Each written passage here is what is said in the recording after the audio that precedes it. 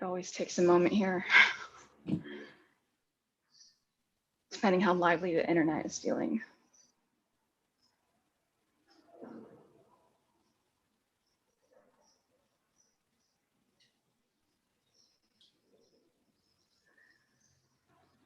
And okay, great. So again, thank you all for joining us here for the Monsoon seminar series for 2021. And so this week, so it's Wednesday, March 17th, so St. Patty's Day for some of us. That's right. So we're green, I guess. So today we're joined. It's white. It's okay. I can't pinch anybody virtually. So we are joined today by Stephan Steinke at Xiamen University. And so today he's going to tell us a little bit about some of the more recent findings about the mid-Miocene evolution and development of the South and the East Asian summer monsoon. So I'm going to hand it over to you in just a moment. But before we get started, I just want to remember to highlight to everybody to type their questions into the chat as usual on the side, and I'll kind of read those out or call on you to kind of say them yourself at the end of the seminar. Or if you would much rather have an anonymous question, feel free to message me personally or email me, and then I can read out your question itself, just in case you're, for whatever reason.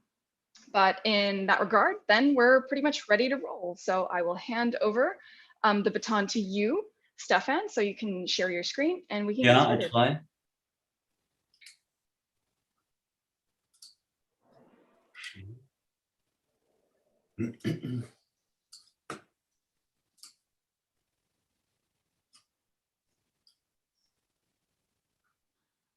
Excellent. It's working, right? Yeah. Looks pretty good. So I'll go into the darkness mode now and let you get started. Yeah, thank you very much, Tara. Thank you very much for the invitation to participate in this global monsoon seminar, right? So global, right? And thinking about that, the new concept of the monsoon, the global monsoon. But today I would like to talk about the South Asian monsoon or Indian monsoon during the Middle Miocene. That is stuff that I have done in the last years here at Xiamen University with my with our two students, Chiping Yang and Yuli Wang, and involved in this study were also Jerome Grunefeld and Jimin Zhang, Tongji University, and Livio Gosen, one of the organizers of this seminar here. As I said, this I would like to talk about the Middle Miocene evolution and development during the Middle Miocene. You see nicely here this picture. That is not a picture taken in the Arabian Sea. This is a picture from South China Sea. But in the course of this presentation, I try to convince you that we are recording rainfall, and it's about here, right? That we studied the rainfall changes during the Middle Miocene. Oops. Why the Middle Miocene, South Asian monsoon or Indian monsoon? Actually, I do not really know when we changed from Indian monsoon to South Asian monsoon, but recently let's call it now South Asian monsoon. And think about that that the Miocene here is located here. As you can see here, represents one of the several major interruptions, of the long-term cooling trend. This is a Bentic from an isotope record just published by Thomas Westerwald here of the past 50,000 million years, which was followed by the glaciation of Antarctica and global cooling during the Middle Miocene transition that is located here. The Middle Miocene, what we so far know about that, was around 3 to 4 degrees warmer, and atmospheric carbon dioxide was also moderately higher. And therefore, the Miocene has been suggested as a particularly appropriate analog for future scenarios here. It's receiving, in particular, just recently, the Miocene is receiving renewed attention because the evolution and development through the Miocene, what is happening during this period, in particular during the Middle Miocene climate optimum and the Middle Miocene climate transition, and similarity to the present day monsoon system remains still unclear during this period here. In particular, the long-term development of the monsoon. In particular, the evolution, developments. People talking here when we're talking about the monsoon. People talking about the onset or the intensification of the moon to its modern strengths here. Yeah. As all of us know, it's also the Miocene is in particular also interesting because the middle to late Miocene was a period of drastic change in terrestrial and marine environments and ecosystems. Only to mention here the expansion of C4 grasslands during the late Miocene. Yeah, so a lot of changes happened from the Miocene climate optimum to the over the Middle Miocene transition to the later Pleistocene ice house here. You know? What also happened during this period is change in global atmospheric circulation. For example, the changes in the westerly winds that has been shown, for example, by Rainfall et al., and also changes in the position of the ITCZ, for example, nicely studied by Anne Holborn here. What I put here is a recent model study about the East Asian monsoon precipitation here. It's not about the South Asian monsoon here. Here we are talking. Here we are seeing East Asian monsoon modeled mean annual precipitation for each geological stage. This is a model study that were performed by Farnsworth et al. What we nicely can see here that we have an East Asian monsoon onset, during the Pliocene and Eocene, a stable wet environment during the Oligocene and early Miocene, and this is now interesting for us here. We have there an increase during the period here, during the Miocene climate optimum and the Middle Miocene climate transition here. So we have also heard a lot about the onset of the monsoon, and what this in particular, this study has shown that a monsoon system has existed in East Asia since at least the early Cretaceous. So that was interrupted by a dry period in the middle Cretaceous here. And also what the study of Farnsworth et al. Has shown is, and that is important here, that the monsoon is controlled primarily by changes in the paleogeography with little influence from atmospheric CO2 here. Only to give you a larger picture of that. And when looking now on the South Asian monsoon since the early Miocene, I plotted here several records here for the long term evolution here. We have here magnesium calcium ratios and manganese aluminum ratios from two studies from one from the Maldives and from the Western Arabian Sea here, and those are proxy records for OMZ strengths and those changes in wind-driven upwelling, right? Because what we know from today is that wind-driven upwelling during the summer monsoon season creates the OMZ. So, and what simply means here, if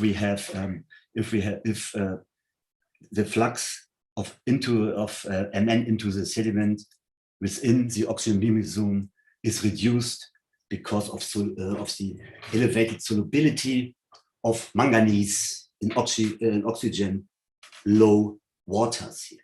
Yeah, you see here the increase in the omega strands around 12.9, right? That is in the Western Arabian side 722. It appears already earlier here. Yeah. Other classical proxy records for the monsoon is the percentage of upwelling indicator species, planktonic foraminifera species, G. bouloides here, and what we can see here that we have the first appearance of bouloides in the Western Arabian Sea, also around 12.8 million years. Yeah. We're looking on the classical chrome study from 99, right? Side 722 A and B here. First bouloides occurred also a little bit earlier, around 14.56 million years before present, and an abrupt and drastic increase around 8 million years before present. Yeah. There's another record. There's another Tex 86 SST record, also from the Western Arabian Sea, and this shows, and this is now inversed here, this scale, right? So we're having a cooling trend here, right, from 34 to 26 degrees Celsius, and that is interpreted also as an intensification of the upwelling in the Western Arabian Sea around that time due to stronger monsoonal winds. When looking on all these records, those are mainly records, mainly wind proxy records here, right? But when looking on also a Western Arabian side, there exists a delta D VEX record, yeah, but that is only extends back to 11 million years, and this shows a continuous decreasing trend to drier conditions here. You know? So the idea, therefore, was to develop more records for precipitation and rainfall in the Arabian Sea to investigate the South Asian monsoon from the perspectives of rainfall. That is the other important variable that defines the monsoon. You know? To summarize here, what we find here is a cluster of studies for an onset or intensification of summer South Asian monsoon winds between 14.8 to 10 million years, yeah, around this period. But of course, there are also a few records that are showing chemical weathering. So we have here the study from Peter Clift. In the upper part, that is a chemical weathering proxy record from the North and South China Sea, and two records from the Arabian Sea, yeah, from here in front of the Indus River, and one from the Bengal, from the Bengal fan. What this chemical weathering proxy record suggests is that we had drier conditions during the early middle Miocene, and then wetter conditions during most of the rest of the middle Miocene, and then there are degrees in rainfall and precipitation. It's not. This record. It's relative. It's a little bit. It's different here. It does not show this pronounced period of drier conditions around 16 million years ago. But again, during the late Miocene, we getting more drier conditions during this period. You know. There's just a very, very recent study by Ali et al. At Hesson, Martin Frank involved in this study. And there are also other chemical proxy records, showing smectite ratios, which suggest relatively humid condition during most of the last 26 million years, and a subtle decrease in color night here, in comparison to this, compared to the ODP 1148 record from the Northern South China Sea, which shows again in this direction wetter and drier conditions here. But what this record nicely shows that there is a pronounced increase in primary clay mineral abundance of around 13.9 million years ago here.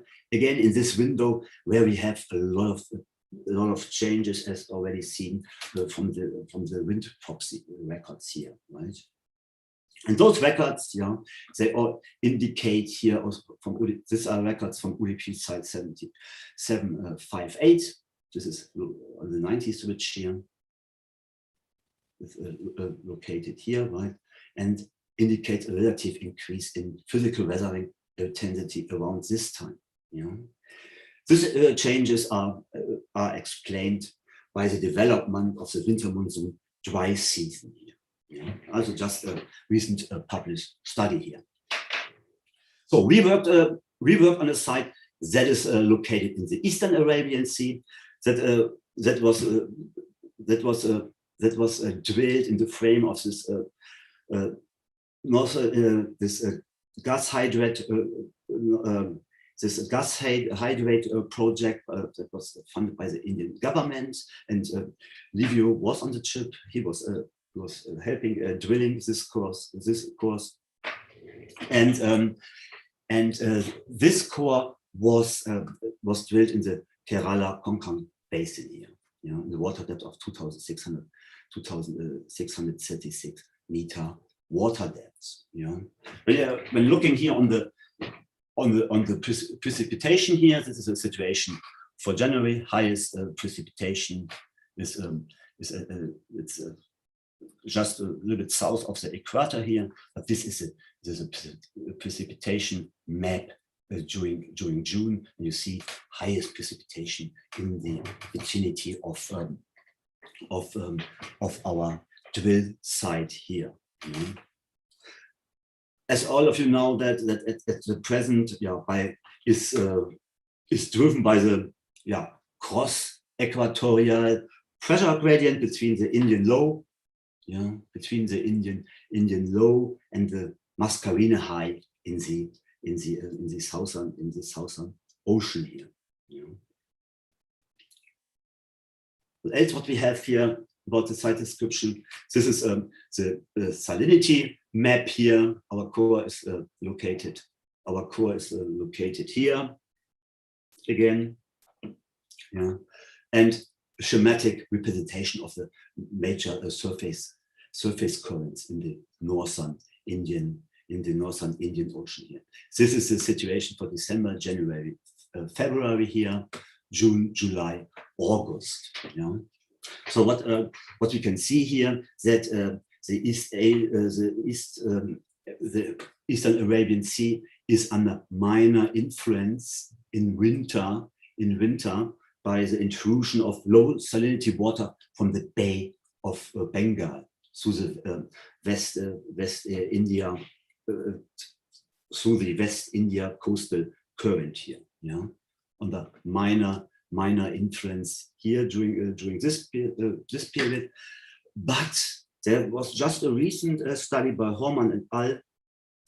That shows that the West Indian coastal current does not continuously carry low salinity water from the Bay of Bengal into the Eastern Arabian Sea here.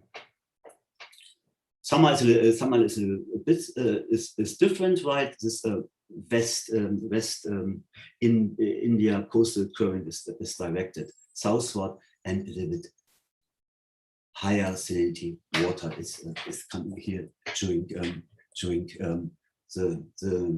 the summer. But what we also see when looking on the monthly average fresh water flux, right? So, and that is also when the monsoon, when evaporation, when precipitation is highest in that area, is the months of June here. Yeah, and what we nicely can see here, we have very high fresh water flux. That is evaporation minus precipitation. The data is from Fanning et al. You know, we have high freshwater flux on the southwestern margin of India during the South Asian monsoon season in the vicinity to our side, right? This is this high water flux is because as you can see here, we have this mountainous area here, the so-called Western Ghats here, and numerous small rivers contributing fresh water to the coastal area, right? And we also have a lot of mountainous rainfall here, so that nicely explains the higher freshwater flux during this season here. You know? So what we have done now, so our approach here, very classical approach, yeah. So we measure the stable oxygen isotope, magnesium, calcium, and combined both signals to calculate delta 18O of seawater. That is a rough estimate for salinity here. So we subtracted global ice volume from that to get a record of local salinity. What we also measured on our forums were the barium calcium ratio. That is a proxy for freshwater discharge and river runoff. So with these two sets of data, right, we were able to reconstruct the salinity and fluvial content runoff and those changes in monsoonal rainfall. A few words on the H model original. The H model was based on biostrategic datums here. This black dots here, a study done by Flores et al. And later we refined the H model a little bit. What we have done, we used the orbital tunes, the bulk density measurements that were acquired by wireline logging here. We applied a spectral analysis to the density data, which revealed a dominant 4 or 5 kiloyear eccentricity cycle. So that is a very dominant cycle in the Miocene climate records shown by the flow shower and also Holborn et al. And the 4 or 5 kiloyear filter was then correlated to the orbital solution of eccentricity to acquire the tie points for constructing our H model. And you see, these are our H control points now, and they're nicely fit together with the biostratigraphic markers. Oh, I'm sorry. And these are our estimates. Yeah, at the top, our Zakulifer stable oxygen isotope record here, and all the figures here have the same color coding here. This little darker orange here. This is Miocene climate opticum, and the middle Miocene climate transition here. Yeah. What you can see here in B here. This are our magnesium calcium ratios here. Those are our derived sea surface temperature records here, and so we have values ranging between 30 to 25 something degree Celsius here. The blue one, that is adjusted. That is magnesium calcium adjusted for changes in the magnesium calcium ratio of seawater. Yeah, what you can see here is a typical effect. So the temperature estimates are getting higher, but as you can see, the trends are pretty much the same, right? So they are similar. They are actually identical.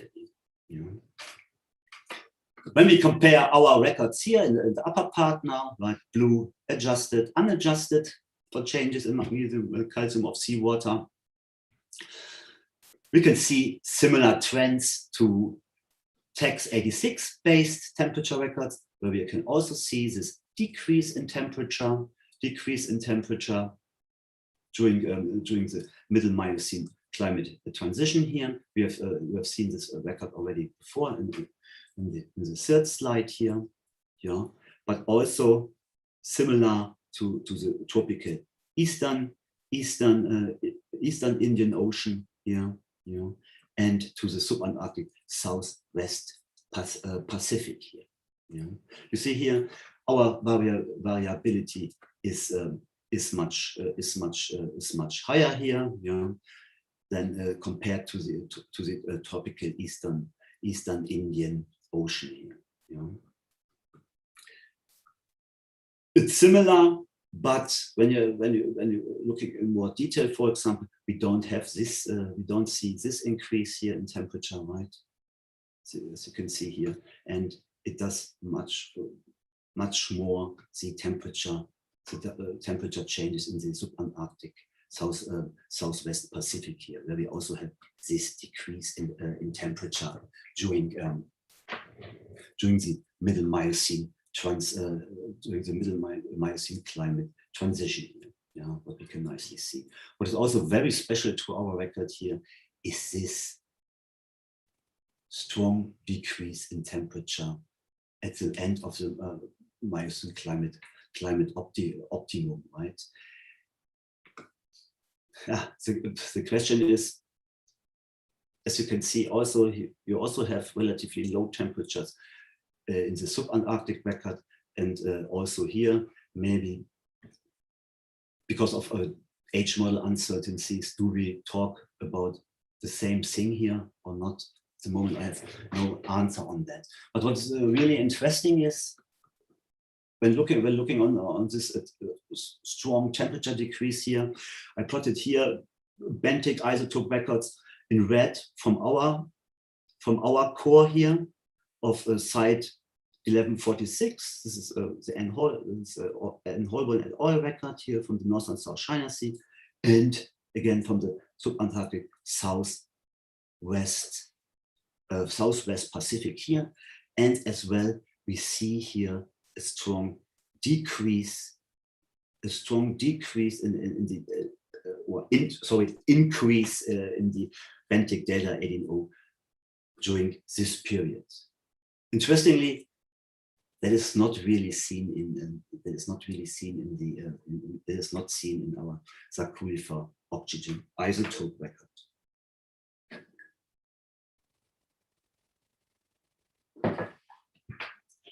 And here are now our seawater delta 18O and barium calcium records during the middle Miocene. Again, our Saculifer oxygen isotope record. And what you can see here, local data seawater values using the unadjusted SST, unadjusted for changes in magnesium calcium, sea surface temperature estimates here, and the adjusted ones here. Again, what we can see here, we have we see here different. It's changing, of course, the values here, but what is important here, the trends are the same. Patterns and trends of changes are the same here. You know? and below our barium calcium record here. What we have done here is black lines here is a statistical transition point estimation using air package segmented here. And when we're looking on the barium calcium here, that shows a long-term gradual increase, most likely reflecting an increase in river runoff and monsoon rainfall from 16 to 11 million years. A continuous increase here. What we can see in our seawater estimates is that we have here notably freshening around 4.2 million years before present, and then gradual decrease in the local sea surface estimates here. Yeah. We're looking on our transition point estimations here. We don't see any here in our barium calcium, but exactly at 4.2 here, we see there that there is something going on. What we are thinking is, right, that this delta LNO, that the seawater estimates, are not only influenced by changes in river runoff and monsoonal rainfall. We also think that hydrographic changes in the water masses might be involved to explain this abrupt decrease in the local seawater here. So we are discussing here different candidates: an intrusion of low salinity water from the Bay of Bengal. That might be a reason that we have during this time, with an also intensification of the winter monsoon, that we have a stronger influence from the Bay of Bengal. Modern observation would not support that. What another reason for this might be that actually at this time, what studies see they see the final shoaling and final closure of the Miocene Indian Ocean Gateway, so the Tethyan Seaway or Mesopotamian Seaway, around 14 points. So a termination of the inflow of warm and salty waters of the Tethyan Indian saline waters here. But we also rethink that this might be also not a reason for that, because this the inflow of warm and salty waters would happen in a deeper layer of the water mass, and not at the surface, or let's say the upper 50 meters, the depth habitat of Saculifer, what we know from modern observations here. Another possibility might be that Southern Ocean intermediate waters may have transmitted the changes in salinity to the Arabian Sea. We came up with this idea here. Again, our local data LNO seawater estimates and delta seawater estimates from the subantarctic South Pacific side 1171 here. And again, the benthic isotope records from Monsoon China Sea, from the Southwest Pacific, and at our side here. What's happening there that the strengthening of the Antarctic circular currents is also associated with a gradual freshening, as you can see here.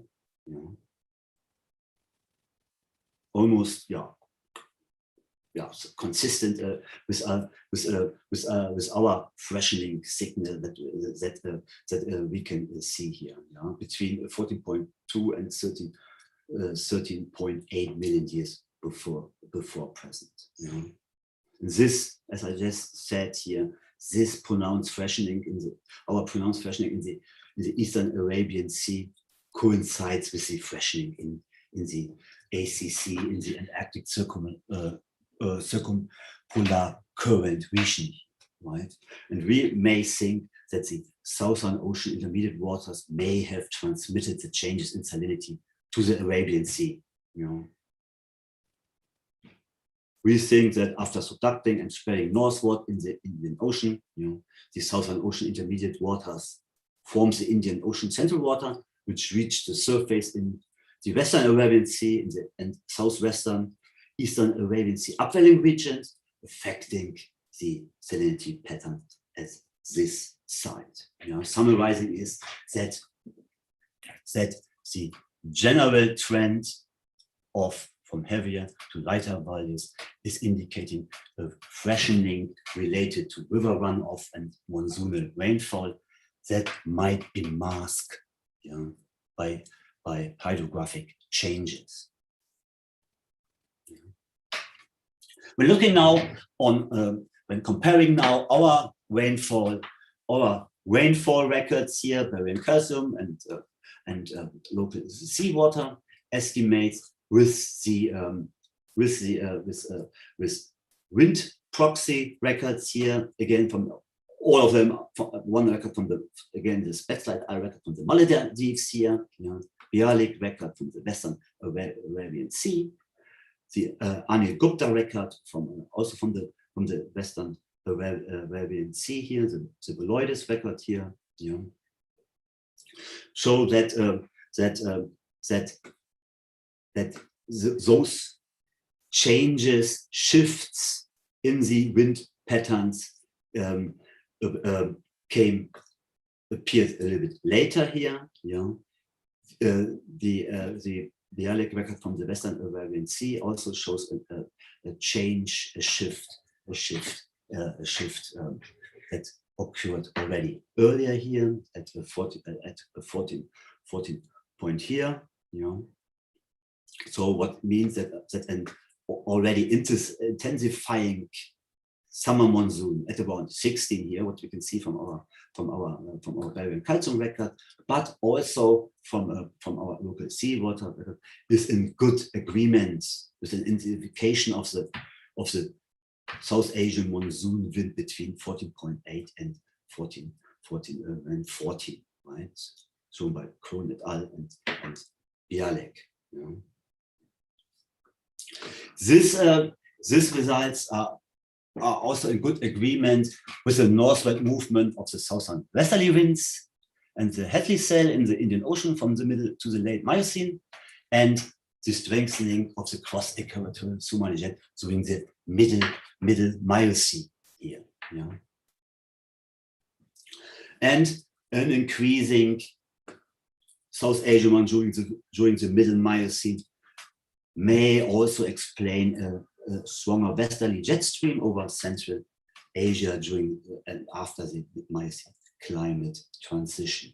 That was shown by Frisch et al. That's all. Already coming to my conclusions here.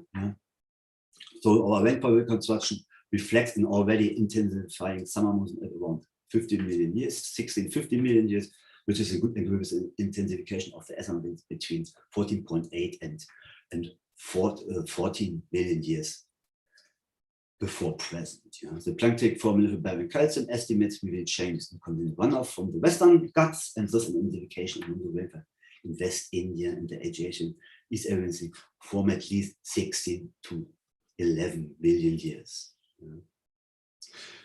This further intensification that we observed during the middle Miocene is consistent with recent model simulation, as I've shown on slide 2, from the East Asian monsoon domain, and nicely fits into the picture of an overall strengthening, expanding monsoon from the Eocene to the middle late Miocene, right? Yeah, there is of course the big question: what is driving this the gradual uplift of the Himalayan plateau that might be followed by an acceleration after middle Miocene climate transition related to changes atmospheric fluidity, orbital forces, and glaciation on Antarctica. Yeah, that is, yeah, how to say? It's not very precise, and but this might be also what we can discuss later. Yeah. I also would like to give you a short outlook. So what we have done here, this is our stable oxygen isotope record. Meanwhile, we were able to increase our sample resolution to approximately 7 kilo years here. And what is very interesting here, right? That we also find there 28 kilo year cyclicity in during this period here. So what I've done here, I have done this spectral analysis for the period 14 to 16 to 14 and 16 here. You know, this dominant periodicity, yeah, we can also find in the planktonic record from the northern South China Sea, and also in a core from the Bay of Bengal, where Brett Schneider et al. Studied changes in the weathering conditions during the middle Miocene period here. So it seems that this periodicity is most likely produced by the interaction between three major orbital cycles here. That is actually its work in progress.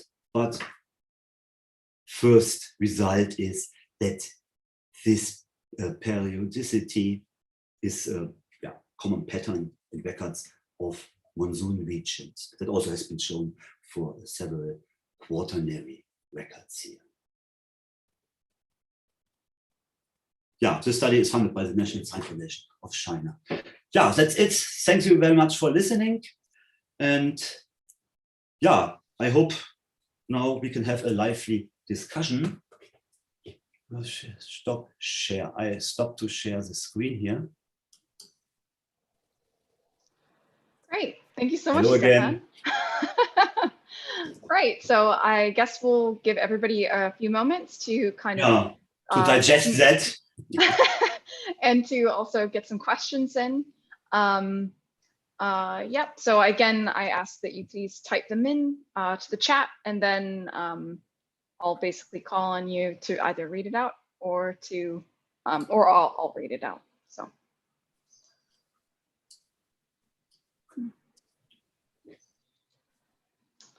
Well, everybody's getting started with that. I did have a question about surface layer mixing. Did you find it all in your data that you were able to look at any surface layer mixing that was happening as a result of the strengthening monsoon winds at all? Or is that maybe? Yeah, that is a nice question, right? That is also what we are starting to do now, to identify thermocline dwellers that are occur continuously during this time interval, right? To estimate, the temperature difference between mixed layer and thermocline dwellers. To do that, that is exactly what we are planning to do. That's really cool. Great. but it's quite difficult to find the right species for that, right? Because obliculoculata, what we are usually using, right, and dutatory, it's still not there. So we have to identify an appropriate species. Yeah. We like challenges as scientists, don't we? Though. Yeah. Great. Okay. So Mark, you has a question. Would you like to ask your question, Mark, or shall I read it out for you? I can ask it. Yeah. So why did you select Seculifer for your mixed layer reconstructions over other species? And are you concerned that there's a seasonal bias with Seculifer-based reconstructions regarding hydroclimate? Yeah, because the reason is that we use Seculifer is because it's continuously there. Yeah, and that is not the case. That is not the case with Ruba. Yeah. So I do not know exactly when Ruba appears, right? But it's not continuously there. Yeah. Yeah, seasonal bias. Yeah, that is always a good question there. When looking on sediment trap studies from the eastern Indian Ocean, there does not Seculifer does not show a distinct season there. Yeah.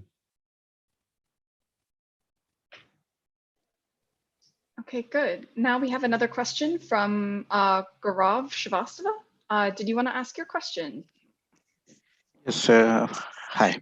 A very nice lecture.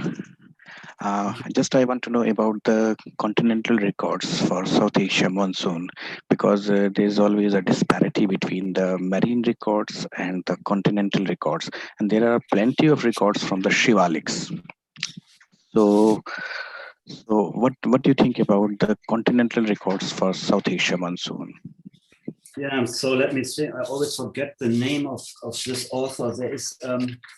Let me check that. That is the advantage of online of giving online talks. You can find the papers here. Reutert, I think. What is the name?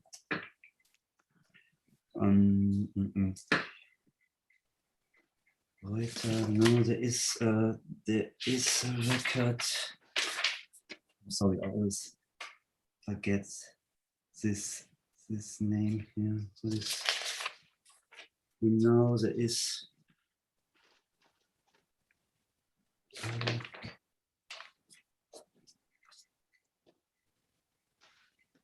So what we know, there are records, botanical proxy records. We have a record from Horn et al., Prasad, and Srivastava et al.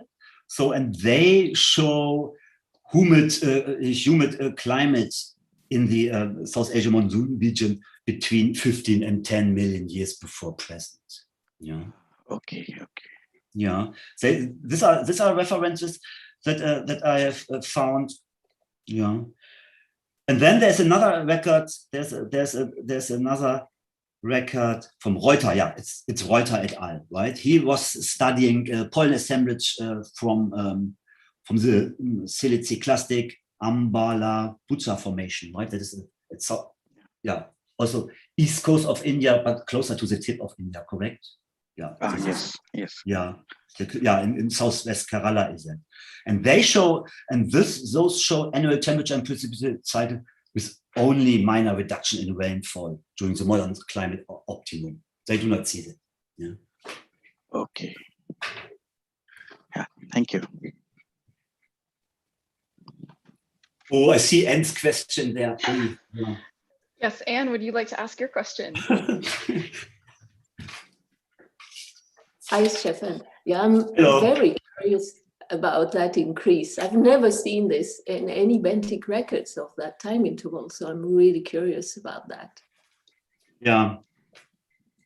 Honestly, I also have no idea about that. Where that's coming from? That is. It's so interesting. It's so interesting. As I said, we see that in our magnesium calcium estimates. Yeah, we see it in the benthics here. Yeah, but not that clear in our planktonic oxygen isotope records. I don't know if that is some. Yeah. I cannot tell, Anne, at the moment.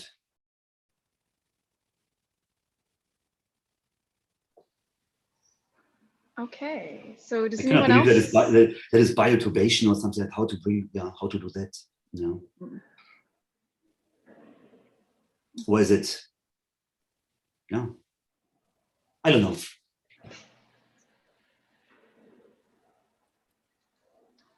Well, does anyone else have some other questions for Stephan?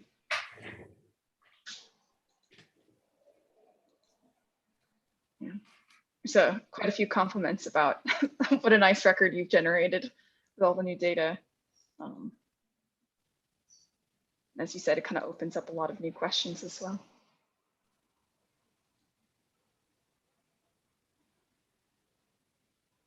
Well, in that case, I don't see any more questions. So before everybody runs away, I'd like to again thank Stephan for his talk today. It was excellent, very fascinating. Again, a lot of new data that's quite cool coming from you and your team. And I want to make sure that everybody knows to join us for session or schedule A, that is next week on the 24th of March for Bill Lukens, or the following week again on the 31st for a seminar by, I believe, Dick Kroon is giving a seminar in 2 weeks. So in that case, I will let you all go, and please let anybody know who's interested in joining the email list. Just email me or one of the other hosts, Liviu or Peter, and we can hook you up with some emails and updates about the seminar. And so I hope everybody has a nice morning, afternoon, or evening, wherever you are. Okay, thanks again, Stephan. Yeah, thank you. Bye-bye. Bye. See you around.